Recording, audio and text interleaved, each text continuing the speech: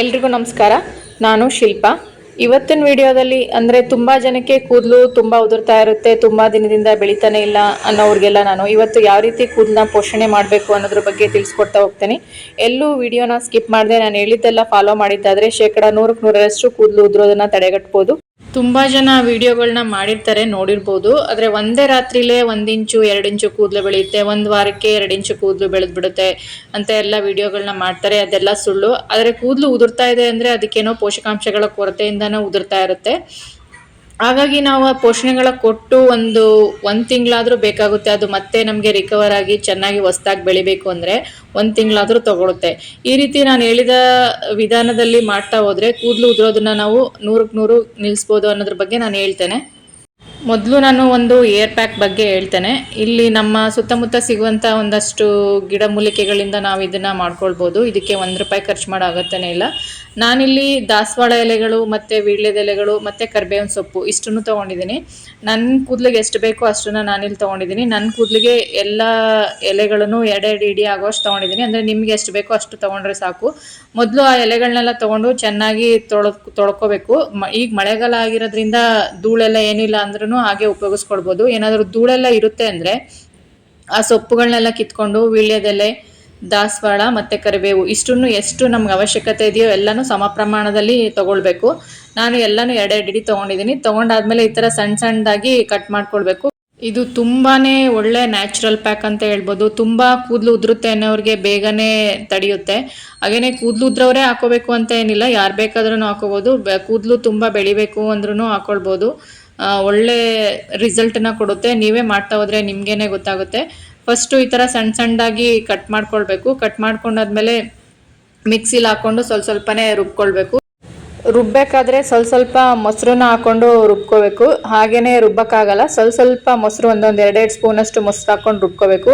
ಈ ರೀತಿ ಅದು ಎತ್ಕೊಂಡಾಗ ಬೀಳಬೇಕು, ಆದರೆ ತಲೆಗೆ ಹಚ್ಕೊಂಡಾಗ ಅದು ಕೆಳಗಡೆ ಬೀಳಬಾರ್ದು. ಆ ರೀತಿ ಒಂದು ಕನ್ಸಿಸ್ಟೆನ್ಸಿ ನೋಡಿಕೊಂಡು ರುಬ್ಕೋಬೇಕು. ಜಾಸ್ತಿ ಮೊಸರನ್ನೂ ಹಾಕ್ಬಾರ್ದು ಅಥವಾ ನೀರನ್ನೂ ಹಾಕ್ಕೊಳ್ಬಾರ್ದು.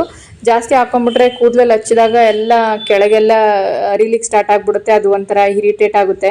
ಹಾಗಾಗಿ ಅದು ಗಟ್ಟಿಯಾಗೇ ಇರಬೇಕು. ತಲೆ ಕೂದಲಿಗೆ ಹಚ್ಚಿದಾಗ ಅದು ಕೂದಲಲ್ಲಿ ನಿಲ್ಲಬೇಕು. ಆ ರೀತಿ ಒಂದು ಕನ್ಸಿಸ್ಟೆನ್ಸಿ ನೋಡ್ಕೊಂಡು ಇಲ್ಲಿ ತೋರಿಸ್ತಾ ಇದ್ದೀನಲ್ಲ, ಆ ರೀತಿ ಮಾಡ್ಕೋಬೇಕು. ನಾನು ಇಲ್ಲಿ ಉಪಯೋಗಿಸಿದ್ದೀನಲ್ಲ, ಈ ಎಲೆಗಳಲ್ಲೆಲ್ಲ ತುಂಬ ಕೂದಲಿಗೆ ಬೇಕಾಗೋಂಥ ಪೋಷಕಾಂಶಗಳು ನಮಗೆ ಸಿಗುತ್ತೆ. ತುಂಬ ಕೂದಲು ಉದುರುತ್ತೆ ಅನ್ನೋರಿಗೆ ಒಳ್ಳೆ ರಿಸಲ್ಟೇ ಬರುತ್ತೆ. ಕೂದಲು ತುಂಬಾ ಉದುರ್ತಾ ಇದೆ, ಬೆಳಿತಾನೆ ಇಲ್ಲ ಅನ್ನೋರು ವಾರಕ್ಕೊಂದ್ಸಲ ಈ ರೀತಿ ಏರ್ ಪ್ಯಾಕ್ ಹಾಕೋಬೋದು. ಇಲ್ಲಾಂದರೆ ಒಂದು 15 ದಿನಕ್ಕೊಂದ್ಸಲ ಹಾಕೊಂಡ್ರೆ ಸಾಕು.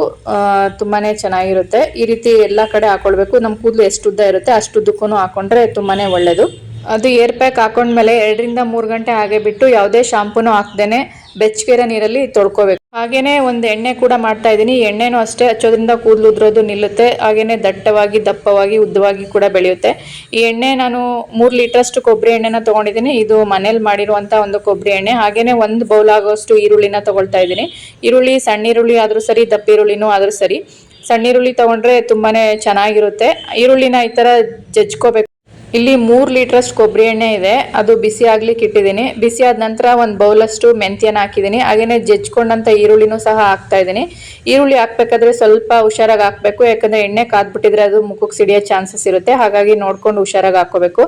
ಅದು ಈರುಳ್ಳಿ ಹಾಕಿದ್ಮೇಲೆ ಸ್ವಲ್ಪ ಕುದೀತಾ ಇರಬೇಕು. ಆವಾಗ ನಾವೇನೆಲ್ಲ ಕಿತ್ಕೊಂಡಿದ್ದೀವಿ ಆ ಸೊಪ್ಪುಗಳನ್ನ ಹಾಕಬೇಕು. ಇಲ್ಲಿ ನಾನು 2 ಇಡಿಯಷ್ಟು ದಾಸವಾಳ ಎಲೆಗಳು ಮತ್ತು ಹೂಗಳ ಸಮೇತ ತೊಗೊಂಡಿದ್ದೀನಿ. ದಾಸವಾಳ ಹೂವು, ಮೊಗ್ಗು, ಎಲೆ ಇವಿಷ್ಟನ್ನು ಸೇರಿದ್ರೆ ಒಂದು 3 ಇಡಿಯಷ್ಟು ಆಗುತ್ತೆ. ಅಂದರೆ 3 ಲೀಟ್ರಿಗೆ 3 ಇಡಿಯಷ್ಟು ಬೇಕಾಗುತ್ತೆ. ಹಾಗೆಯೇ ಸೀಬೆ ಎಲೆಗಳು 1 ಇಡಿ ಫುಲ್ 1 ಇಡಿ ಆಗೋಷ್ಟು ಹಾಕ್ಕೊಂಡಿದ್ದೀನಿ. ನಾನಿಲ್ಲಿ ಉಪಯೋಗಿಸಿರುವಂಥ ಪ್ರತಿಯೊಂದು ಎಲೆಗಳು ಕೂಡ ಕೂದಲಿಗೆ ಒಂದು ಅತ್ಯುತ್ತಮವಾದಂಥ ಪೋಷಣೆಯನ್ನು ಕೊಡ್ತವೆ. ಹಾಗಾಗಿ ನಾನು ಇವೆಲ್ಲ ಎಲೆಗಳನ್ನು ಯಾವ್ದ್ಯಾವುದು ಬೇಕೋ ಅವಶ್ಯಕತೆ ಇದೆಯೋ ಅದನ್ನೇ ಹಾಕಿರೋದು. ಹಾಗೆಯೇ ವೀಳ್ಯದೆಲೆ 2 ಇಡಿ ಹಾಕಿದ್ದೀನಿ. ವೀಳ್ಯದೆಲೆನೂ ಅಷ್ಟೇ ತುಂಬಾ ಒಳ್ಳೆಯದು ಉಪಯೋಗಿಸೋದ್ರಿಂದ. ಬಿಳಿ ಕೂದಲು ಸಮಸ್ಯೆ ಏನಾದರೂ ಇದ್ದರೆ ಇದು ತುಂಬಾ ಬೇಗ ಕ್ಯೂರ್ ಮಾಡುತ್ತೆ. ದಾಸವಾಳ ಎಲೆಗಳು ಕೂದಲು ತುಂಬ ರಫ್ ಆಗಿದ್ದರೆ ಸಿಲ್ಕಿಯಾಗಿ ಮಾಡುತ್ತೆ. ಹಾಗೆಯೇ ತುದಿ ಏನಾದರೂ ಸೀಳ್ತಾ ಇದ್ದರೆ ಅದನ್ನು ಸಹ ಕಡಿಮೆ ಮಾಡುತ್ತೆ. ಹಾಗೆಯೇ ಈ ದಾಸವಾಳ ಎಲೆಗಳಲ್ಲಿ ಫ್ಲೇವನಾಯ್ಡ್ ಮತ್ತು ಅಮೈನೋ ಆಸಿಡ್ ಅಂತ ಇರುತ್ತೆ. ಅದು ಬ್ಲಡ್ ಸರ್ಕ್ಯುಲೇಷನ್ ಚೆನ್ನಾಗಿ ಆಗೋ ರೀತಿ ಮಾಡುತ್ತೆ. ಹಾಗೆಯೇ ಕೂದಲು ಬೆಳವಣಿಗೆಯನ್ನು ಉತ್ತೇಜಿಸುತ್ತೆ. ಈ ಎಲೆಗಳೆಲ್ಲ ಹಾಕಿದ್ಮೇಲೆ ಚೆನ್ನಾಗಿ ತಿರುತ್ತಾ ಇರಬೇಕು, ಚೆನ್ನಾಗಿ ಅವನ್ನ ಬೇಯಿಸಬೇಕು. ಹಾಗೆಯೇ ಇಲ್ಲಿ 3 ಇಡಿಯಷ್ಟು ಕರಿಬೇವಿನ ಸೊಪ್ಪನ್ನ ಹಾಕಿದ್ದೀನಿ. ಹಾಗೆಯೇ 2 ಇಡಿಯಷ್ಟು ನುಗ್ಗೆ ಸೊಪ್ಪನ್ನು ಕೂಡ ಹಾಕಿದ್ದೀನಿ. ಇದು ಕೂಡ ನಮ್ಮ ಕೂದಲಿಗೆ ಒಳ್ಳೆ ಪೋಷಣೆನ ಕೊಡುತ್ತೆ. ಹಾಗೆಯೇ ಒಂದು ಹಿಡಿಯಷ್ಟು ತುಳಸಿ ಎಲೆಗಳು, ತುಳಸಿ ಸೊಪ್ಪನ್ನು ಹಾಕ್ತಿದ್ದೀನಿ. ಈ ತುಳಸಿ ಎಲೆಯು ಅಷ್ಟೇ ತುಂಬ ಬ್ಯಾಕ್ಟೀರಿಯಾ ವಿರೋಧಿ ಗುಣಗಳನ್ನು ಹೊಂದಿದೆ. ಇದು ನೆತ್ತಿಲಿ ಏನಾದರೂ ಇನ್ಫೆಕ್ಷನ್ ಆದರೆ ಕಡಿಮೆ ಮಾಡುತ್ತೆ. ನೆತ್ತಿಲಿ ಏನಾದರೂ ಗುಳ್ಳೆಗಳಿದ್ರೆ, ಹಾಗೆಯೇ ಹಿಚ್ಚಿಂಗ್ ಪ್ರಾಬ್ಲಮ್ ಇದ್ದರೆ, ಅಂದರೆ ನೆತ್ತಿಲಿ ಏನಾದರೂ ಕೆರೆತ ಆ ಥರ ಎಲ್ಲ ಇದ್ದರೆ ಇದು ತುಳಸಿ ಎಲೆ ಒಂದು ಔಷಧಿ ಗುಣವನ್ನು ಹೊಂದಿದೆ. ಅದನ್ನು ಸಹ ಇದೆಲ್ಲ ಕಡಿಮೆ ಮಾಡುತ್ತೆ. ಹಾಗೆಯೇ ಒಂದು 5 ಅಮೃತ ಬಳ್ಳಿ ಎಲೆಗಳನ್ನೂ ಹಾಕಿದ್ದೀನಿ. ಆಮೇಲೆ ಒಂದು ಹಿಡಿಯಷ್ಟು ಕಾಮಕಸ್ತೂರಿ ಎಲೆಗಳನ್ನು ಸಹ ಹಾಕಿದ್ದೀನಿ. ಈ ಕಾಮಕಸ್ತೂರಿ ಎಲೆಗಳು ಅಷ್ಟೇ ಕೂದಲಿಗೆ ಬೇಕಾಗುವಂತಹ ಒಂದು ಪೋಷಣೆನ ಕೊಡುತ್ತೆ. ಇದರಲ್ಲಿ ವಿಟಮಿನ್ ಕೆ ಯಥೇಚ್ಛವಾಗಿರುತ್ತೆ. ಹಾಗೆಯೇ ಇದು ಒಂದು ಪರಿಮಳವನ್ನು ಕೂಡ ಕೊಡುತ್ತೆ. ಎಣ್ಣೆ ಮಾಡಬೇಕಾದ್ರೆ ಒಂದು ಒಳ್ಳೆಯ ಪರಿಮಳವನ್ನು ಕೊಡೋದ್ರಿಂದ ನಾನಿಲ್ಲಿ ಕಾಮಕಸ್ತೂರಿ ಎಲೆಗಳನ್ನು ಸಹ ಹಾಕ್ಕೊಂಡಿದ್ದೀನಿ. ಇನ್ನು ನೀವು ತುಂಬ ಪರಿಮಳ ಬರುವಂಥ ಎಣ್ಣೆ ಮಾಡಬೇಕು ಅಂದರೆ ಗುಲಾಬಿ ಪೆಟಲ್ಸ್ ಕೂಡ ಹಾಕೋಬೋದು, ಮಲ್ಲಿಗೆ ಹೂವು ಕೂಡ ಹಾಕೋಬೋದು. ತುಂಬಾ ಚೆನ್ನಾಗಿರುತ್ತೆ.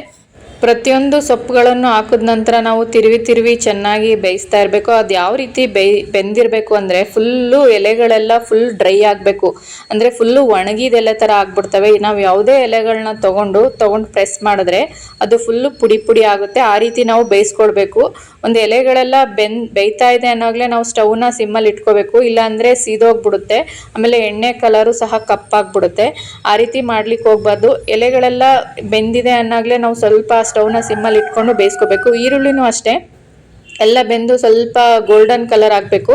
ಆ ರೀತಿ ಬಜ್ಜಿಲ್ ಕರಿತೀವಲ್ಲ ಈರುಳ್ಳಿ, ಅಂದರೆ ಗೋಲ್ಡನ್ ಕಲರ್ ಬರುತ್ತಲ್ಲ, ಬ್ರೌನ್ ಕಲರ್, ಆ ರೀತಿ ಆಗಬೇಕು. ಆ ರೀತಿ ಬೇಯಿಸ್ಕೊಳ್ಬೇಕು. ಈಗ ನೋಡಿ ಎಣ್ಣೆ ಅದೇನು ಇವಾಗ ಕಲರ್ ಏನು ಚೇಂಜ್ ಆಗಿಲ್ಲ, ಆದರೆ ಎಲ್ಲ ಬೆಂದಿದ್ದಾವೆ. ಒಂದು ರಾತ್ರಿ ಅದೇ ರೀತಿ ನಾವು ಇಡಬೇಕು. ಅದನ್ನು ಎಲ್ಲ ಆದಮೇಲೆ ಇದೆಲ್ಲ ಆದಮೇಲೆ ಈ ಥರ ಒಂದು ಜಾಲರಿ ತೊಗೊಂಡು ಎಲ್ಲ ತೆಗೆದುಬಿಡಬೇಕು. ಎಲ್ಲ ತೆಗೆದಾದ್ಮೇಲೆ ಫಿಲ್ಟ್ರ್ ಮಾಡಿ ಒಂದು ಬಾಟಲಲ್ಲಿ ಸ್ಟೋರ್ ಮಾಡಿ ಇಟ್ಕೊಂಡು ವರ್ಷದ ತನಕ ಉಪಯೋಗಿಸ್ಬೋದು, ಏನೂ ಆಗಲ್ಲ. ಹಾಗೆಯೇ ಆ ರೀತಿ ಎಣ್ಣೆ ಮಾಡೋಕ್ಕಾಗಲ್ಲ ಅಂದರೆ ಈ ರೀತಿ ಸಹ ಮಾಡ್ಕೋಬೋದು. ನಾನಿಲ್ಲಿ 1 ಬೌಲಷ್ಟು ಕರಿಬೇವಿನ ಎಲೆ ತೊಗೊಂಡಿದ್ದೀನಿ. ಹಾಗೆಯೇ 2 ಸ್ಪೂನಷ್ಟು ಮೆಂತ್ಯ, 1 ಸ್ಪೂನಷ್ಟು ಸಾಸಿವೆ ತೊಗೊಂಡಿದ್ದೀನಿ. ಒಂದು ಕಬ್ಬಿಣದ ಬಾಣಲೆಯಲ್ಲಿ ನಾನು ಇದನ್ನು ಹುರ್ಕೊಳ್ತಾ ಇದ್ದೀನಿ. ಕಬ್ಬಿಣದ ಬಾಣಲೆಯಲ್ಲೇ ಹುರ್ಕೋಬೇಕು. ಯಾಕಂದರೆ ಇದು ಕಬ್ಬಿಣದ ಬಾಣಲೆಯಲ್ಲಿ ಉರಿಯೋದ್ರಿಂದ ನಮಗೆ ಕಬ್ಬಿಣದ ಬಾಣಲೆಯಲ್ಲಿರುವಂಥ ಒಂದು ಐರನ್ ಕಂಟೆಂಟು ನಮಗೆ ಸಿಗುತ್ತೆ. ಹಾಗಾಗಿ ತುಂಬಾ ಒಳ್ಳೆಯದು. ಇಲ್ಲಿ ನಾನು ನಾಟಿ ಕರ್ಬೇವಿನ ಸೊಪ್ಪನ್ನು ಉಪಯೋಗಿಸ್ಕೊಂಡಿದ್ದೀನಿ. ತುಂಬ ಫ್ರೆಶ್ ಆಗಿರುವಂತಹ ಸೊಪ್ಪಾದರೆ ತುಂಬಾ ಒಳ್ಳೆಯದು. ಅದನ್ನು ಜಾಸ್ತಿ ಹುರಿಲಿಕ್ಕೆ ಹೋಗಬಾರ್ದು. ಸ್ವಲ್ಪ ಅದರಲ್ಲಿ ನೀರಿನಂಶ ಎಲ್ಲ ಹೋಗೋ ಥರ ಹುರ್ಕೊಳ್ಬೇಕು. ಹುರ್ಕೊಂಡಾದ್ಮೇಲೆ ಆ ಮೆಂತ್ಯ ಸಾಸಿವೆ ಎಲ್ಲನೂ ಸೇರಿಸ್ಕೊಂಡು ಹುರ್ಕೊಂಡು ಅದರಲ್ಲೇ ಆರ್ಲಿಕ್ಕೆ ಬಿಡಬೇಕು ತಣ್ಣಗೆ. ಆರಿದ್ಮೇಲೆ ಅದನ್ನೆಲ್ಲ ಎತ್ಕೊಂಡು ಗ್ರೈಂಡ್ ಮಾಡ್ಕೊಂಡು ಈ ಥರ ಪೌಡ್ರ್ ಮಾಡ್ಕೋಬೇಕು. ಎಷ್ಟು ಪೌಡ್ರ್ ಮಾಡ್ಲಿಕ್ಕಾಗುತ್ತೋ ಅಷ್ಟನ್ನ ಪೌಡ್ರ್ ಮಾಡ್ಕೋಬೇಕು. ಹಾಗೆಯೇ ಅದೇ ಬಾಣಲೆಗೆ ನಾನು 1 ಬೌಲಷ್ಟು ಕೊಬ್ಬರಿ ಎಣ್ಣೆನ ತೊಗೊಂಡಿದ್ದೀನಿ. ಇಲ್ಲಿ 1 ಬೌಲಷ್ಟು ತೊಗೊಂಡಿದ್ದೀನಿ. ನೀವು 2 ರಿಂದ 3 ಬೌಲ್ ಆಗೋದನ್ನು ತೊಗೋಬೋದು.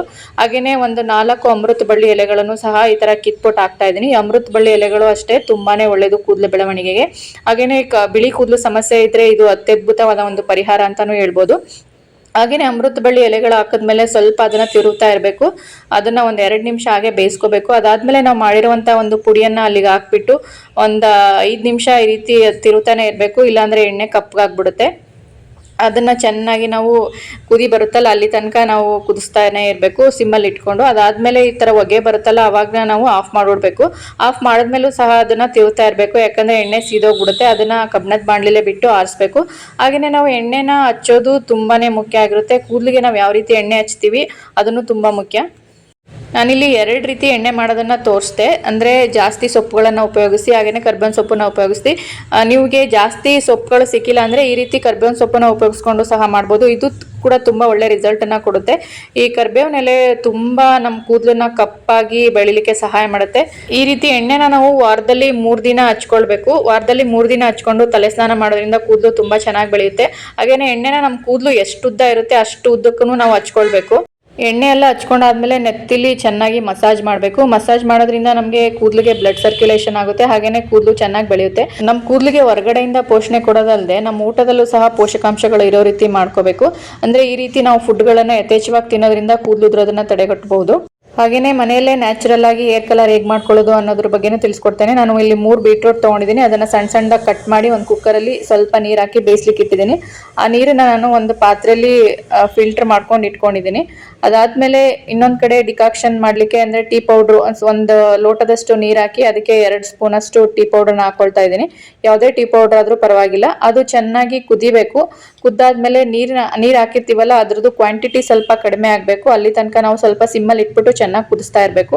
ಅದಾದಮೇಲೆ ಅದನ್ನು ನಾನು ಫಿಲ್ಟರ್ ಮಾಡ್ಕೋತಾ ಇದ್ದೀನಿ. ಬೀಟ್ರೂಟ್ ನೀರು ತೊಗೊಂಡಿದ್ನಲ್ಲ ಅಲ್ಲಿಗೆ ಫಿಲ್ಟರ್ ಮಾಡ್ಕೋತಾ ಇದ್ದೀನಿ. ಅದು ಟೀ ಪೌಡ್ರ್ ನೀರು ಕಡಿಮೆ ಆಗಿದೆ ಕ್ವಾಂಟಿಟಿ, ಕಡಿಮೆ ಸ್ವಲ್ಪ ಅದು ಕಡಿಮೆ ಆಗೋ ತನಕ ನಾವು ಕುದಿಸಿ ಅದು ಕಲರ್ ಚೆನ್ನಾಗಿ ಬರುತ್ತೆ ನೋಡಿಕೊಂಡು ಕುದಿಸ್ಕೊಂಡು ಈ ಥರ ಫಿಲ್ಟರ್ ಮಾಡಿ ಇಟ್ಕೋಬೇಕು.